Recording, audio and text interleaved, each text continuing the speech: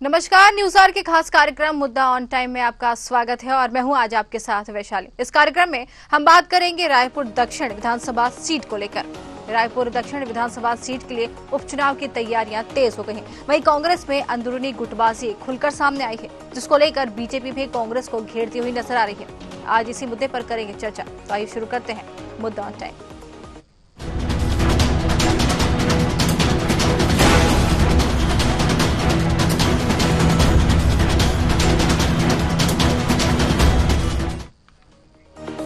तो छत्तीसगढ़ में जल्द ही रायपुर के दक्षिण विधानसभा सीट पर उपचुनाव होने हैं। रायपुर दक्षिण के दंगल में दुर्ग राजनांदगांव के नेताओं की एंट्री हो गई है और राजनांदगांव के कांग्रेस नेताओं ने रायपुर दक्षिण से टिकट की मांग की है। दुर्ग के बोरा परिवार के सदस्य राजीव बोरा ने भी दावेदारी की है और इसे लेकर प्रदेश अध्यक्ष दीपक बैज को पत्र भी लिखा है। पीसीसी के पूर्व महामंत्री कुतुबुद्दीन सोलंकी ने कांग्रेस के प्रदेश प्रभारी सचिन पायलट से मांग की है। उन्होंने राजनांदगांव के नेता डॉक्टर आफताब आलम के लिए रायपुर दक्षिण से टिकट मांगी है। उन्होंने कहा कि रायपुर के नेता राजनांदगांव से लड़ सकते हैं, तो राजनांदगांव के नेताओं को भी रायपुर से टिकट मिलनी चाहिए। वहीं पूर्व मंत्री का कहना है कि जो हाईकमान का फैसला होगा वही होगा।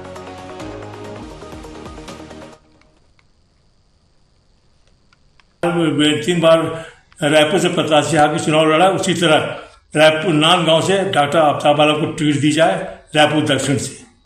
निश्चित रूप से हमारे नेतागण, स्थानीय नेतागण भी उनसे मुलाकात करते रहते हैं और हमारे प्रदेश के नेता भी मुलाकात करते रहते हैं और उनको न्याय दिलाने की पूरी कोशिश कांग्रेस पार्टी करेगी। वहीं कांग्रेस की इस गुटबाजी पर कैबिनेट मंत्री केदार कश्यप का क्या कहना है, आइए आपको सुनवाते हैं। कांग्रेस के लिए देश में ही क्या बोलते हैं नेता खोजना मुश्किल हो गया है। उनके जो बड़े नेता है वही सिरदर्द बन गए हैं, तो अब उससे अलग अलग पार्टी में जाकर के और सिरदर्द कहाँ जाएंगे लोग। तो जिस तरीके से कह सकते हैं कि छत्तीसगढ़ में जो उपचुनाव होने जा रहे हैं, इसको लेकर कह सकते हैं पूरी तरीके से सियासत गरमा गई है। गुटबाजी कांग्रेस पार्टी में साफ तौर पर खुलकर सामने आएगी, जिसका खामियाजा हो सकता है उपचुनाव में इनको उठाना पड़े। लेकिन अब अगर बीजेपी की बात करें तो बीजेपी पूरी तरीके से यहां पर कांग्रेस पार्टी को घेरने के लिए तैयार है। आज इसी पर चर्चा करेंगे। हमारे साथ निशिकांत पांडे, प्रवक्ता बीजेपी से जुड़ गए हैं, अभिमन्यु मिश्रा, प्रवक्ता कांग्रेस से जुड़ गए हैं और के शर्मा, वरिष्ठ पत्रकार, जुड़ गए। आप सभी का बहुत बहुत स्वागत है। और मैं डिबेट की शुरुआत बीजेपी के साथ करना चाहूंगी। जिस तरीके से रायपुर के दक्षिण विधानसभा सीट पर उपचुनाव होने जा रहे हैं, जिसमें अब राजनांदगांव के नेताओं की एंट्री पूरी तरीके से हो चुकी है, क्या कहेंगे? मेरे से पूछ रहे हैं? जी बिल्कुल, बीजेपी से ही सवाल है मेरा। जी वैशाली जी, आपको, अभिमन्यु जी को, के शर्मा जी को संध्या जवाहर। देखिए, रायपुर दक्षिण और भारतीय जनता पार्टी एक दूसरे के पूरक आज से नहीं, पिछले 8 चुनाव से बने हुए हैं। जी। हमारे सम्मानित नेता बृजमोहन अग्रवाल जी लगातार वहां से जीत सुनिश्चित करके आते हैं। अभी चूंकि वो लोकसभा के सांसद बन गए हैं, तो अभी वो सीट पे उपचुनाव होना है। लेकिन जो चर्चा का विषय आपने बनाया कि राजनांदगांव के नेता ये बात कह के कि राजनांदगांव से, रायपुर से लोग चल के राजनांदगांव चुनाव लड़ सकते हैं जी। तो हम क्यों नहीं लड़ सकते? स्वागत है।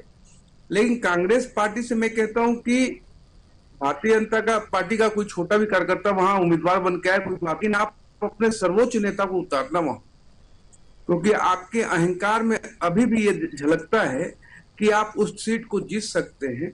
भारतीय जनता पार्टी का कोटि कोटि कार्यकर्ता, रायपुर दक्षिण की जनता इस चुनाव को पुनः लड़ने जा रही है और ऐतिहासिक बहुमत है। जैसे अभी 67,000 से हम जीत के आए हैं, इससे ज्यादा बहुमत से इस सीट को निकालने का संकल्प भी है और प्रतिबद्धता भी है। और कांग्रेस पार्टी वहां जैसे भी नेता को चुना वहां उतारना चाहते हैं, शीघ्र तय करे। वास्तव में कांग्रेस पार्टी के अंदर खाने ये बात चल रही है कि नेता का कमी है। जैसा आपने लोकसभा में देखा होगा, 4 नेता अपने लोकसभा से बाहर जाके चुनाव लड़ने गए थे। राजनांदगांव, बिलासपुर, महासमुंद और जांजगीर चांपा। विधानसभा में भी रायपुर के अपने गिरीश देवांगन जी राजनांदगांव चुनाव लड़ते हैं जी। जांजगीर चांपा के महेंद्र जी रायपुर लड़ते हैं। बलौदा बिहार की यहाँ धरसीवा लड़ती है, धरसीवा का वहां बलौदा बिहार लड़ते हैं। तो ये दिक्कत तो है, लेकिन कांग्रेस पार्टी इस बात को तय करे। रायपुर दक्षिण की जनता के मन में भारतीय जनता पार्टी इसलिए है क्योंकि हमने लगातार रायपुर दक्षिण के विकास के लिए हर संभव प्रयास किया है। चूंकि उस समय अर्जुन के रूप में बृजमोहन अग्रवाल जी हुआ करते थे, आज श्री कृष्ण के रूप में, सारथी के रूप में आदरणीय बृजमोहन अग्रवाल जी हैं। आप अपने सर्वोच्च नेता को उतारिए, भारतीय जनता पार्टी का छोटा से छोटा कार्यकर्ता आपको चुनौती देने को तैयार है। बिल्कुल ठीक है, इसका हम जवाब ले लेते हैं कांग्रेस से ही, जिसका जवाब हम ले सकते हैं। बिल्कुल जिस तरीके से कह सकते हैं अभिमन्यु जी, यहाँ पर आपने बात सुनी प्रवक्ता जो कह रहे हैं, सीधे सीधे ये कह सकते हैं कि एक चुनौती, स्वागत के साथ एक चुनौती भी दे रहे हैं कि आइए चुनाव लड़िए, और यहाँ पर सीधे सीधे आपको एक चुनौती मिल रही है। सीट परंपरागत है उनकी, और अब आपको सीधे सीधे चुनौती देते हुए नजर आ रहे हैं। क्या कहेंगे ये सीट को लेकर? जी आप सभी को नमस्कार। और चुनौती की बात नहीं, बात जो रही है मेरे ख्याल से कांग्रेस राष्ट्रीय पार्टी चुनाव तो लड़ेगी लड़ेगी। निशिकांत जी बोले चाहे मत बोले, तो चुनाव लड़ेगी।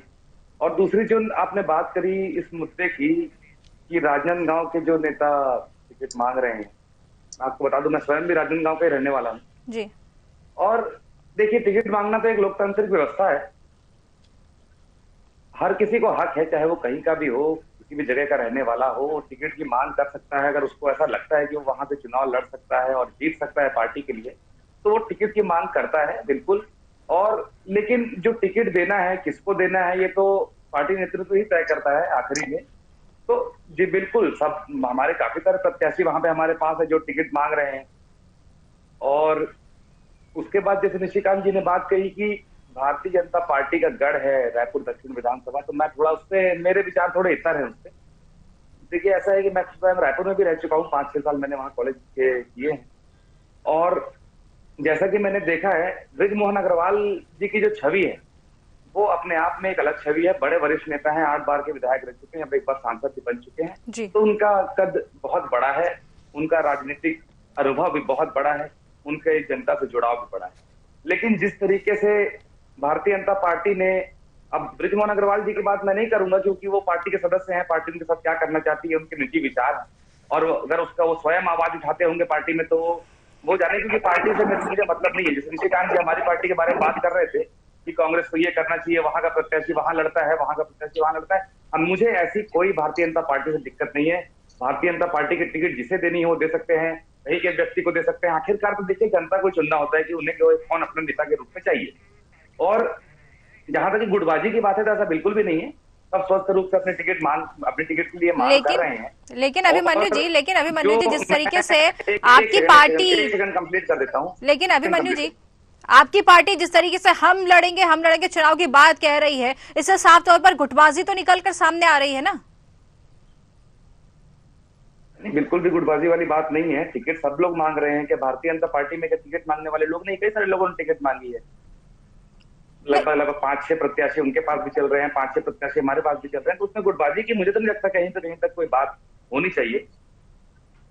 बल्कि हमारा तो विश्वास है कि वहां, जैसे मैं आपको बता रहा था, बात पूरी कर रहा था कि बृजमोहन अग्रवाल जी का गढ़ जो कि वो है उनके लेकिन आप देखिए जिस तरीके से आपका कहना है, पार्टी का गढ़ होता तो हम ज्यादा नहीं होते वहां पे। लेकिन जिस तरीके से उनका ये कहना है, आप ही के पार्टी के नेताओं का साफ तौर पर कहना है कि अगर वो यहाँ से लड़े थे तो हमको भी यहाँ से टिकट मिलनी चाहिए। जिस तरीके से अगर बात करें तो उनका साफ तौर पर कहना है, तो यहाँ तो गुटबाजी दिखाई दे रही है ना? देखिए, वो उनके विचार हैं, उनके विचार कुछ भी हो सकते हैं। वो किस वजह से टिकट मांग रहे हैं वो उनके विचार हैं।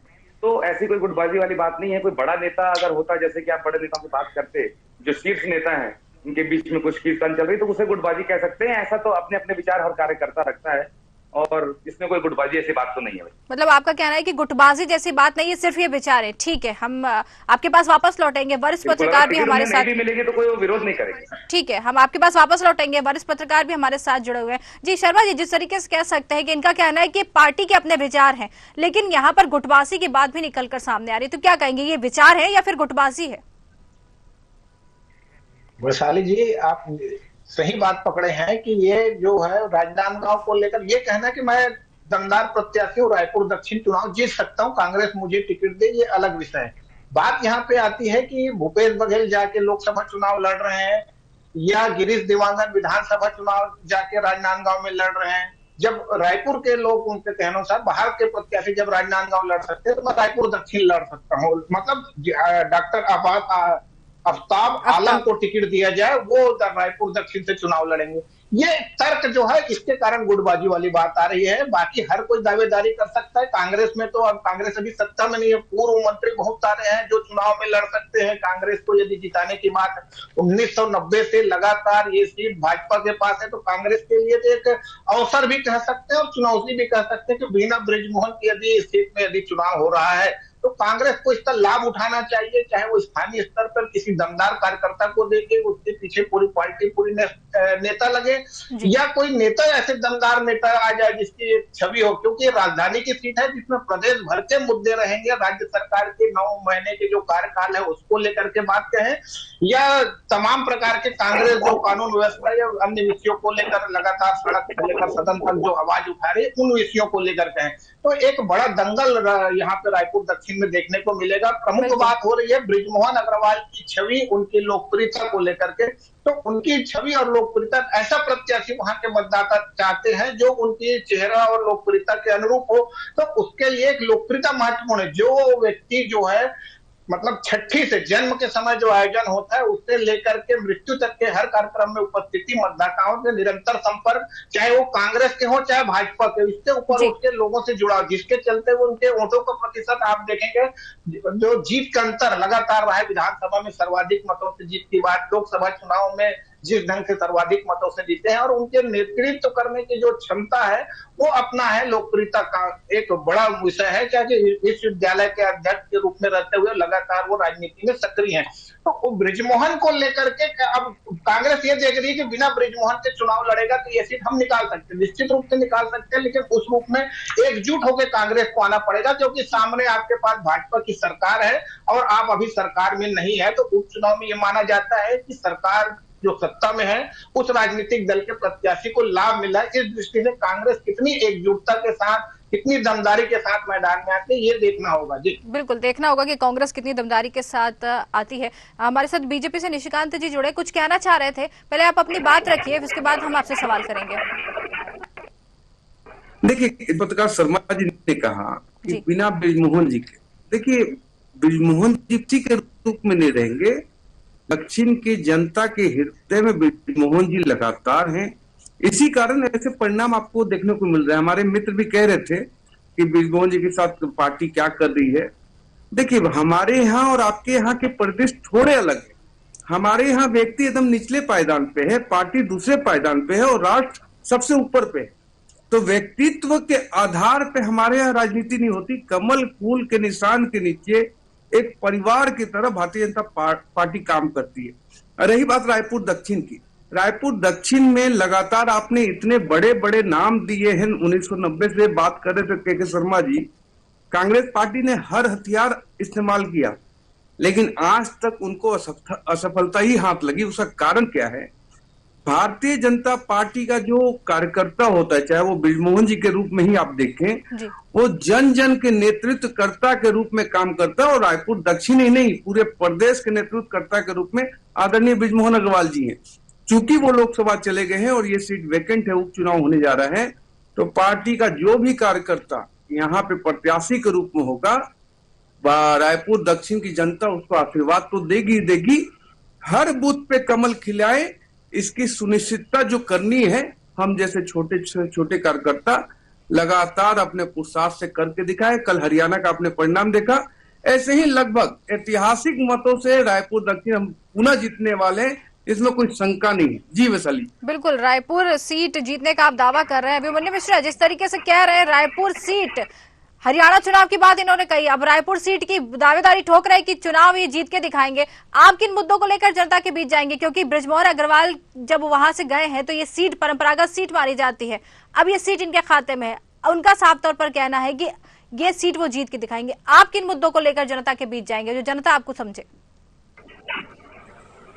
जी देखिए, ऐसा है कि क्योंकि उपचुनाव है, तो उपचुनाव में जो मौजूदा सरकार है उसके कामकाज भी देखे जाते हैं।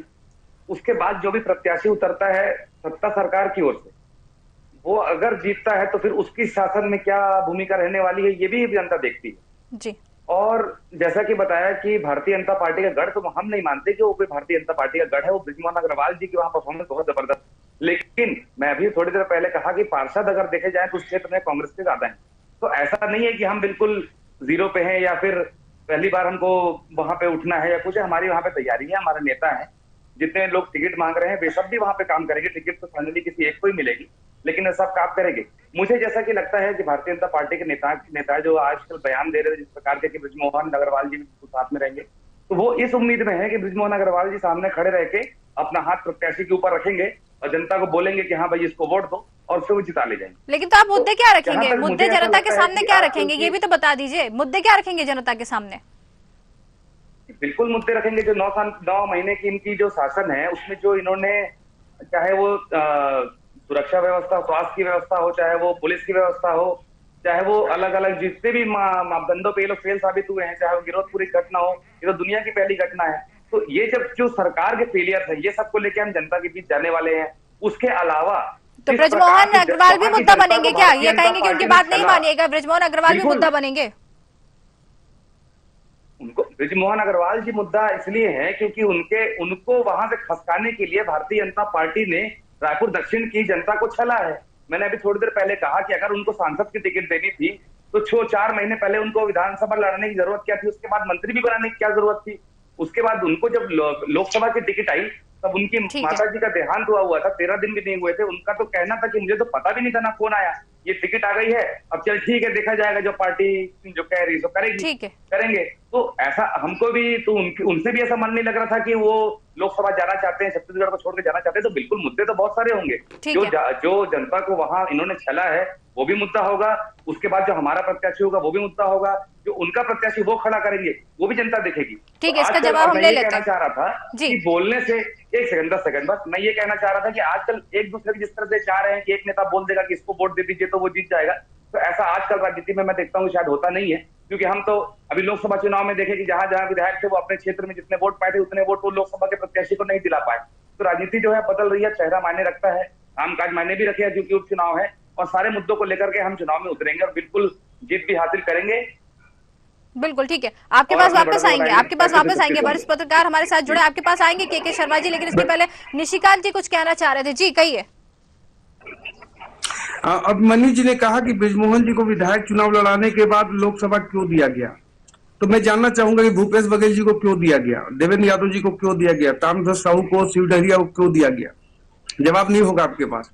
चेहरा पहले आईना में देखा कीजिए फिर बताएगी। दूसरा बात कि परंपरागत सीट अमेठी जी ऐसी मारी लंगड़ी की सोया जगह नहीं, मतलब मोती जी के लाल नेहरू जी से शुरू हुआ था वो सीट 1952 से पहुंच जाते और अभी तक छत्तीसगढ़ तक रहो ना। बता रहा हूं मैं, आप तय करेंगे, मैं कहां जाऊंगा आप तय करेंगे, आप नहीं तय कर सकते ना। आप अपना नहीं तय कर पाते, मेरा तय करते भाई साहब। आप होगे हो सकता है, आप अपना तय नहीं कर पाते, हमारा तय करते। वैशाली जी ये मेरा नहीं तय करेंगे, हम कहा जाएंगे।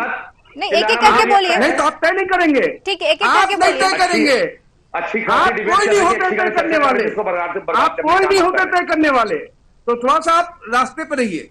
देखिए वैशाली इन्होंने कहा तो आप होते हैं तय करने वाले। मैं तो आपको बोला ही, मैं तो आपके बीच में बोला ही तय करने वाले, तो मैं आपके बीच में बोला नहीं ना, तय करने वाले तो मैं आपके बीच मुद्दा तय करेंगे। न्यूज चैनल तय करेगा, आप मुद्दा तय नहीं बिल्कुल करेंगे। एक एक करके बोलिए तो जरूर बात समझ में आएगी। एक एक करके बोलिए तो बात समझ में आएगी। अभिमन्यु जी आपकी बात भी सुन लेंगे ना। जो आप कहेंगे नहीं तो आप कि मुद्दा हम वैशाली जी ये तय करेंगे। अभिमन्यु जी आपकी बात भी सुन लेंगे। निशिकांत जी को कुछ कह लेने दीजिए, अभी आपकी बात भी सुनेंगे ना। अभिमन्यु जी आपके पास आएंगे, वापस आएंगे, आपके पास वापस आएंगे। तय करने वाले आप कोई नहीं होते, आप अपना तय कर लो वही बहुत है जो हम तय करेंगे। अभिमन्यु जी वापस आएंगे आपके पास, आपकी बात सुनी जाएगी। कार्यकर्ता भी अपने आपको भगवान समझने लगे आजकल, तो 2 मिनट नहीं लगेगा पब्लिक को जमीन का रास्ता दिखाने में। ठीक है, आपके पास वापस आएंगे, आपकी बात भी सुनेंगे, लेकिन निशिकांत जी जो कह रहे हैं उनको अपनी बात पूरी कर लेने दीजिए। आपके पास वापस आते हैं ना। जी कहिए निशिकांत जी।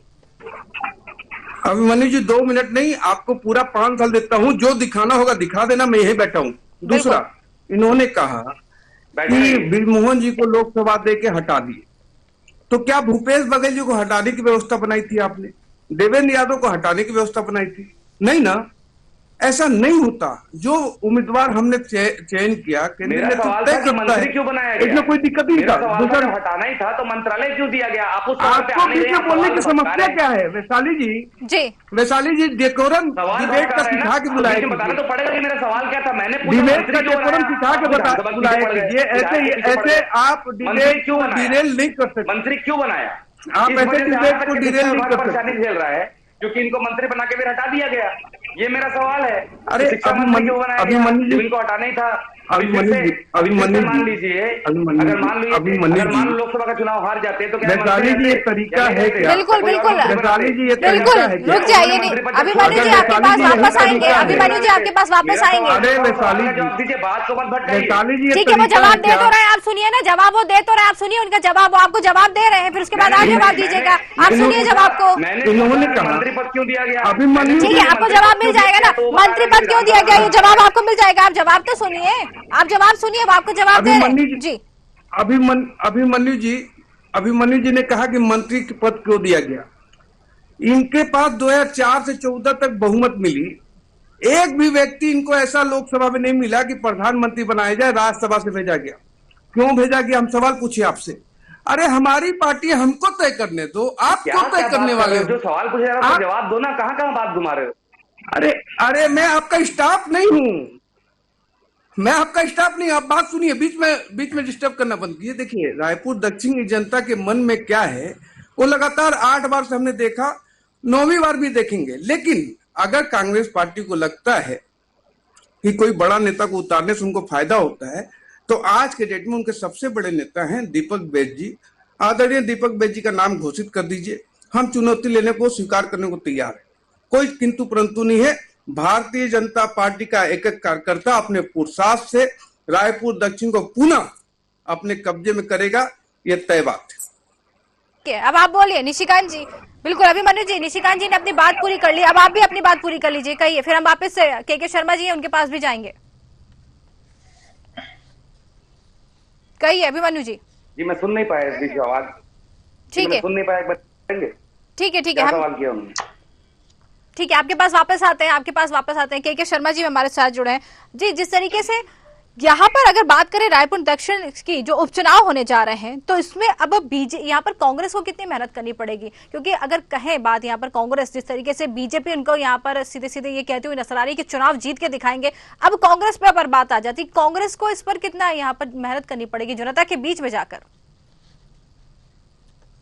निश्चित रूप से जनता के बीच में जनबल मतलब लोकप्रियता की बात आएगी। उसके साथ ही साथ इस मैं तो कहूंगा कि राजनांदगांव की भले दावेदारी हो, कोई भी कर सकता है, कहना अलग है, लेकिन विधानसभा रायपुर राजधानी है और यहाँ पे उस क्षेत्र में ही बहुत सारे नेता हैं। जिस तरह से नाम लगातार सामने, और कांग्रेस के पास दावेदारों की कमी नहीं है। महापौर भी है, सभापति भी है, पूर्व में चुनाव लड़े वे भी दावेदार है, और जो 11 पार्षद नाम ले रहे तो बहुत सारे दावेदारी कर रहे हैं। तो दावेदारों की संख्या बहुत है। ये भी बात कांग्रेस की ओर से आ रही है कि विधानसभा क्षेत्र के ही को ही टिकट दिया जाए, एक बात आ रही कांग्रेस को। दूसरी चीज जो बात आ रही है कि बृजमोहन के पसंद का प्रत्याशी को लेकर आ रहे हैं, तो निश्चित रूप से बृजमोहन और भाजपा एक ही है। जिस तरह से बात है कि विधानसभा चुनाव के बाद लोकसभा चुनाव क्यों लड़ाया गया, तो ये राष्ट्रीय स्तर पर सोच का विषय हो सकता है, जो अभिमन्यु जी कह रहे हैं। किसी को आप राजनीतिक दल को सोचना चाहिए, चुनावी खर्च को लेकर भी बात की जा सकती है। एक बार विधानसभा चुनाव लड़ाते, फिर लोकसभा 4 महीने बाद फिर चुनाव होता, चुनावी खर्च भी होता है। जिस तरह से लोकसभा चुनाव कोई 2 जगह से लड़ रहे हैं, एक जगह इस्तीफा देते, राहुल गांधी जी 2 जगह से चुनाव लड़े, एक जगह इस्तीफा देते, तो चुनावी खर्च को लेकर जनता की भावनाओं के साथ किस प्रकार से प्रभाव पड़े, तमाम राष्ट्रीय सोच का विषय हो सकता है। लेकिन रायपुर दक्षिण की जो बात कहेंगे, तो रायपुर दक्षिण में बृजमोहन अग्रवाल की पसंद के प्रत्याशी यदि भाजपा उतारती है, तो वो निश्चित रूप से भाजपा के लिए लाभकारी होगा, क्योंकि एक 67,000 मतों की लीड से वो जीते हुए हैं और लगातार 1990 से जीतते आ रहे हैं। एक बड़ी चीज ये है। दूसरी ओर कांग्रेस ये देख रही है कि बिना बृजमोहन के जो चुनाव हो रहे हैं उसमें कितना लाभ ले सकते हैं। जिस तरह से 11 कांग्रेस के पार्षद है वहां पे और 8 भाजपा के पार्षद हैं, तो कहने का मतलब यह है कि कांग्रेस वहां कमजोर है, नहीं कह सकते। और दूसरी चीज यह है कि उस क्षेत्र में आप मुस्लिम बहुल भी 40,000 के लगभग मतदाता मुस्लिम है, उसके साथ ही 40,000 ओबीसी वर्ग के भी मतदाता है, फिर ब्राह्मण वर्ग भी है। तो सभी वर्ग को साधने वाला ऐसा प्रत्याशी इनको देना पड़ेगा जिसको मतदाताओं के बीच एक लोकप्रियता भी हो, ताकि जो भाजपा सरकार बैठी है उससे भी जो मुद्दे आ रहे हैं उसको लेकर कांग्रेस को एक दमदार नेता मैदान में यदि उतारते हैं तो एक बेहतर अवसर है कि लंबे समय बाद वहां रायपुर दक्षिण में कांग्रेस अपना विधायक बना सके। लेकिन एक बड़ी चुनौती, जैसे बृजमोहन ने कहा कि बड़ा से बड़ा नेता यहाँ पे चुनाव लड़ ले, राजेश मूणत का बयान आया कि भाजपा का छोटा सा कार्यकर्ता भी कांग्रेस के बड़े नेता को हरा सकते हैं। ये महत्वपूर्ण चुनाव है पूरे छत्तीसगढ़ के लिए, रायपुर दक्षिण, ये स्पष्ट। बिल्कुल बिल्कुल कह सकते हैं कि महत्वपूर्ण चुनाव है, बिल्कुल। लेकिन समय की कमी हमारे पास है, जिसके कारण चर्चा हमें यही रोकनी पड़ेगी। बिल्कुल, बहुत बहुत धन्यवाद आप सभी काम से जुड़ने के लिए। तो कह सकते हैं कि दक्षिण के रण में अब पूरी तरीके से बीजेपी और कांग्रेस आमने सामने आ गई है। कांग्रेस यहां पर पूरी तरीके से सीट को जीतना चाहती है, लेकिन बीजेपी की परंपरागत सीट ये मानी जाती है, इसको लेकर बीजेपी भी कोई कसर नहीं छोड़ रही है। अब आमने सामने की इस लड़ाई में देखते हैं कि उपचुनाव का परिणाम किसके सामने आता है। तो हमारी खास कार्यक्रम में आज के लिए फिलहाल इतना ही। नमस्कार।